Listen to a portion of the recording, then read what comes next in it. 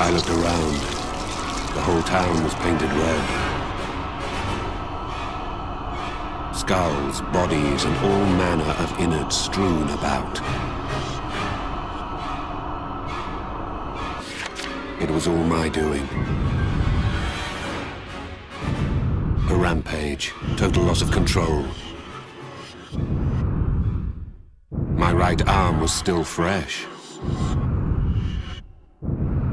Warm, eviscerated entrails. I had little room for denial. The clock on my humanity is winding down. I stood in the ruins with the dank stench of death, reflecting upon the gravity of my sins.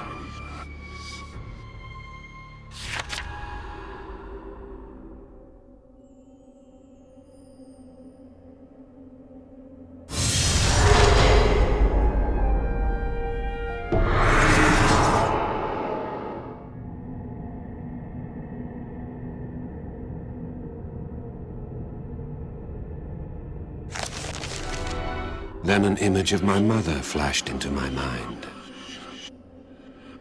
Why now? This was not usual. There must be some reason that I would remember her at this moment. To find an answer, I had to untangle a complex web formed by the strings of fate. Only later would I realize that it was all fated to happen. From the moment I set foot in that town, I knew that it was the place my mother once lived. For it perfectly matched a story I heard when I was very young. My mother was driven out over some insignificant happenings. A fine spree of death indeed. Magusa spoke with dead calm. Only your victims were not alive in the first place. 5 days, until the end of the world.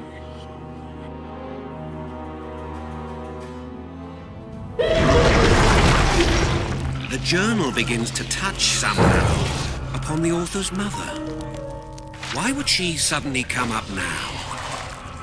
Read on to discover the most peculiar answer.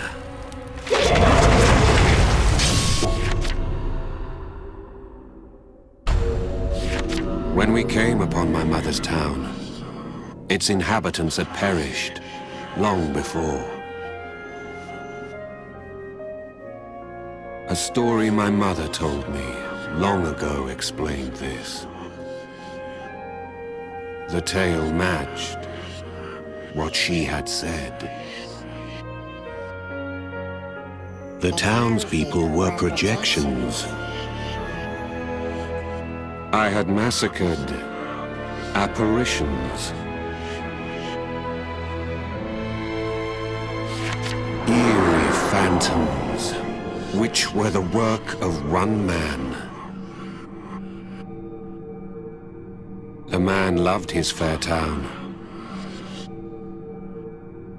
Loved it too much, one might say.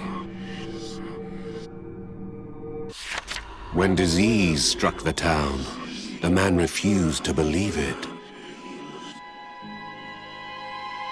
His desires led him to stray from the path of good. With ghastly newfound powers, he restored the good old days. We came for him, and started with the destruction of his phantom puppets. We knew that slaughtering his dolls would tease him out.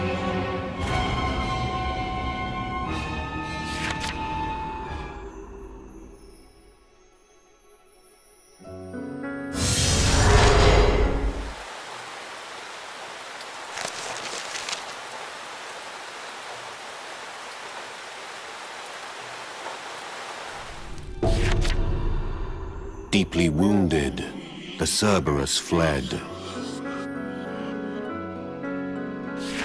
Magusar mentioned it as we pursued the beast. I am your partner. Only. Magusar said that he feared me. Alarmed at the violence I exhibited toward these ghosts. Convinced that I would have done the same to real people. Remember, I must take your life before my premonitions come to pass.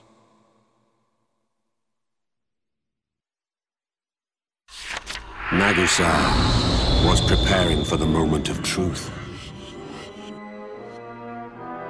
And who could blame him?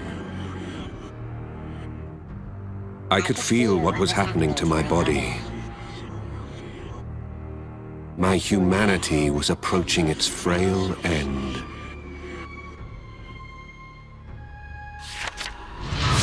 We pursued the monster, but it was a trap.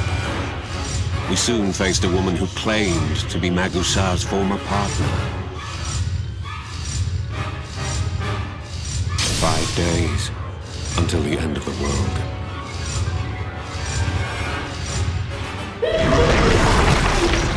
The author of the journal is now almost a monster. And the relationship with Magusar is transforming. According to the sorcerer's recollection,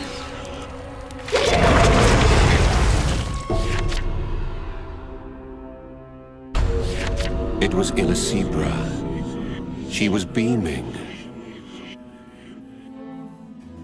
But I still could not get over her striking likeness to Sortiara. I knew something was stirring in these parts. For Illicebra, this was reason enough to follow Magusar. I was shocked to hear what she proceeded to tell us. Illicebra said that she once lived in this town. The description made my heart race. It perfectly matched what my own mother had once told me.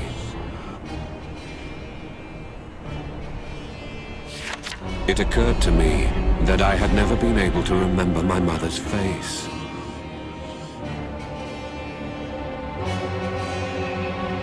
It was imperative that I reconsider just who this Illicebra might be. Until then, she was only the woman who claimed to be Magusar's former partner. But that seemed less likely. She is something else.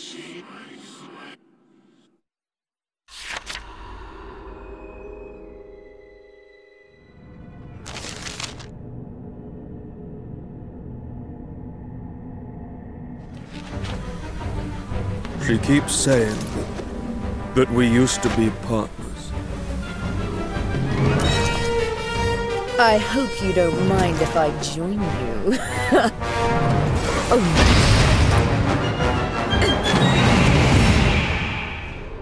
Before the epidemic wiped out the town, Illicebra had lived here. But the townsfolk feared her magic and banished her. Not long after Illicebra left, the town was struck by the epidemic. This is no mere coincidence. Her story is a perfect match to the one I heard from my mother in my youth. Still, I could not recall my mother's face.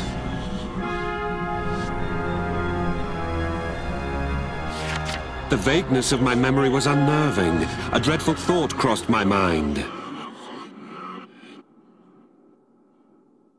I heard a monster howl in the distance. Illicebra grinned. and walked away.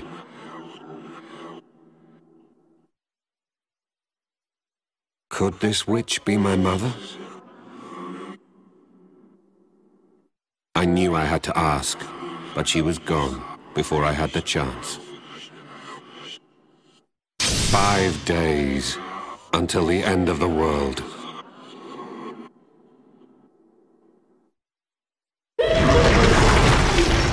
Illicebra, who strongly resembled Saltiara, spoke of the same things as his mother. Could it be that Illicebra is the sorcerer's mother? His writing clearly demonstrates his confusion.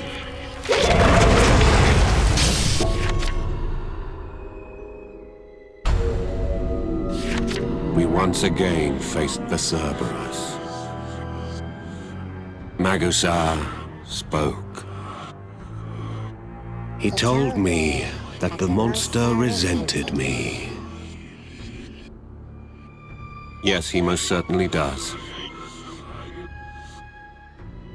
For I had dissipated his great cast of characters, his entire town of phantom inhabitants. Magusar said something odd. I wish to absorb the hatred harbored by this Cerberus. But what use did Magusar have for hatred? To ease the pain. Make it possible to take your life. The Cerberus stewed in anger at me. By absorbing the dog in sacrifice, Magusar could inherit that seething ire.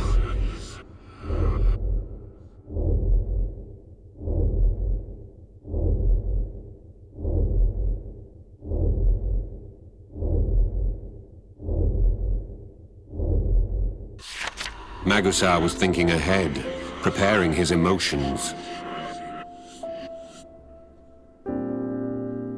Perhaps the memory of our next victim will contain a hint about the chalice.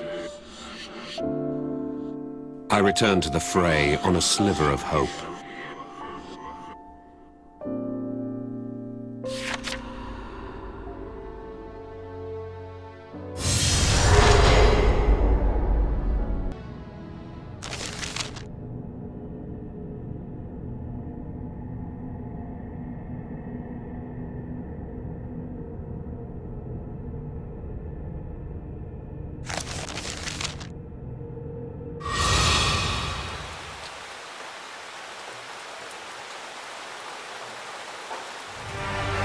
If we don't find the chalice, I shall have to kill you.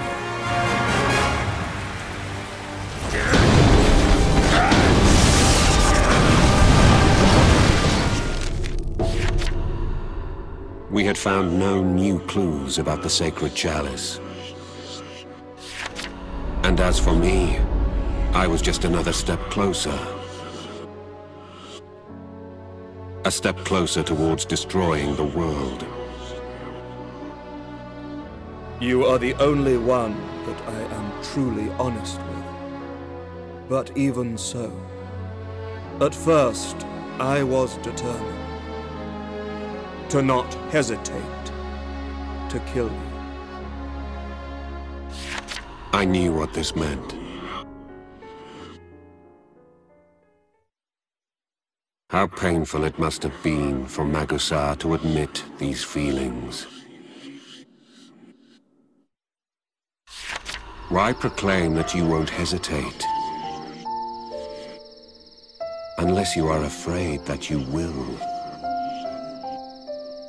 Emotions are not something easily set aside.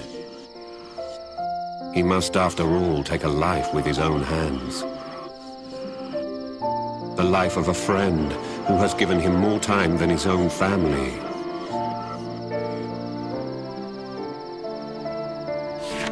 I am sure only guilt awaits one at the end of that route. I was deeply tormented by what I had done to Saltiara. I had walked over her corpse, and now was haunted by her visage. The thought of death made me think of separation. Could I handle this? Could Magusa?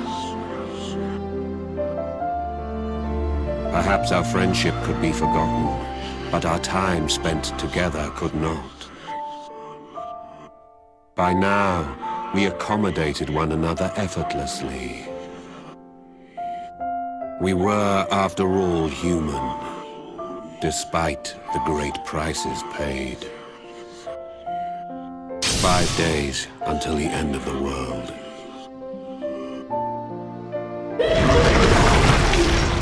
You've read a good way through.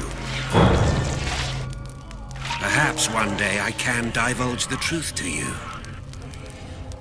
The truth contained in this journal.